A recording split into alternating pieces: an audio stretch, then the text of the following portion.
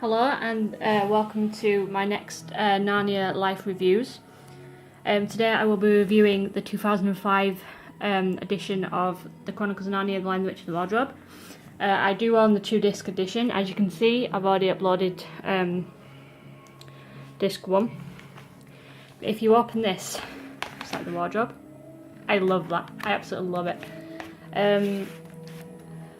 I remember sitting, before I quickly sort of discuss my thoughts on the film, I remember sitting in primary school the first time I watched this, and this is really what got me into the series. I could honestly just watch all three. I could especially watch this one time and time again. It'd never get boring.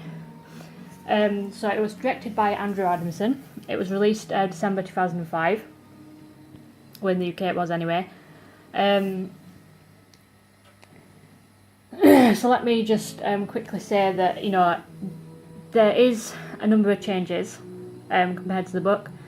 Obviously the first time Lucy finds Narnia, they're just exploring the house. In the film, I think that they're playing hide and seek the first time Lucy finds the wardrobe. The second time when Edmund first finds the wardrobe, I think in the book they're are they playing hide and seek in the book?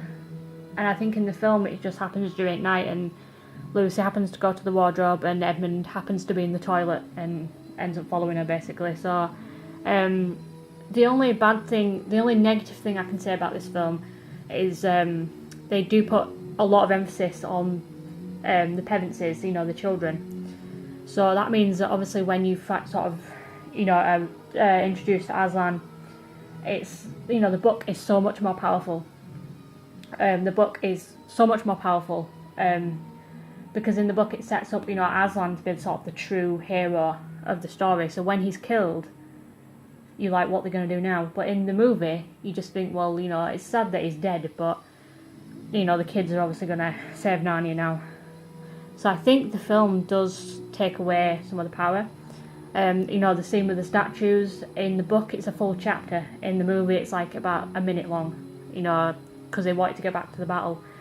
I love the battle scene, but I think they should have added more of the statues. So enough talk, I'm going to quickly put this on and sort of quickly talk some more about it. So yeah, Andrew Adamson, I must admit, was a good director choice. I know he directed the Shrek films, which are obviously different, but I absolutely adore the Narnia films. So prepare to enter another world when Walt Disney Pictures and Walden Media present C.S. Lewis's timeless and beloved epic adventure. With the stunningly realistic special effects, you'll experience the exploits of Lucy, Edmund, Susan and Peter, 4 siblings who find the world of Narnia through a magical wardrobe while playing a game of hide and seek at the country estate of a mysterious professor.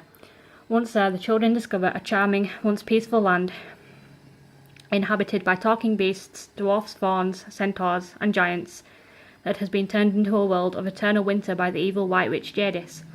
Aided by the wise and magnificent Lion Aslan, the children lead Narnia into a spectacular climatic battle to be free of the witch's glacial powers forever. It is a long film. It's 137 minutes, which is roughly just over 2 hours. So obviously this scene playing right now, obviously the sort of opening scene, again, I love the fact that they added this. In the book, it's because of when the books were written, I don't think it was really needed to sort of mention about, the bombs or anything dropping on London, because, the books were written shortly after World War II. Other changes that I like, if I can, obviously, I love the setting of Narnia. I think it's amazing. Yeah, James McAvoy as Thomas. I obviously know him probably best now for being in X-Men, but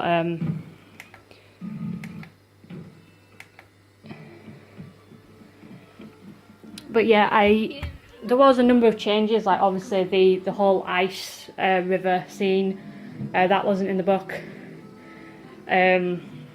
So there were a number of scenes that were added specifically for the film. but I think that it all worked really, really well. The only negative thing was the fact that, like I said, it focuses more on the kids rather than Aslan. So it does take away some of the power from that, I think.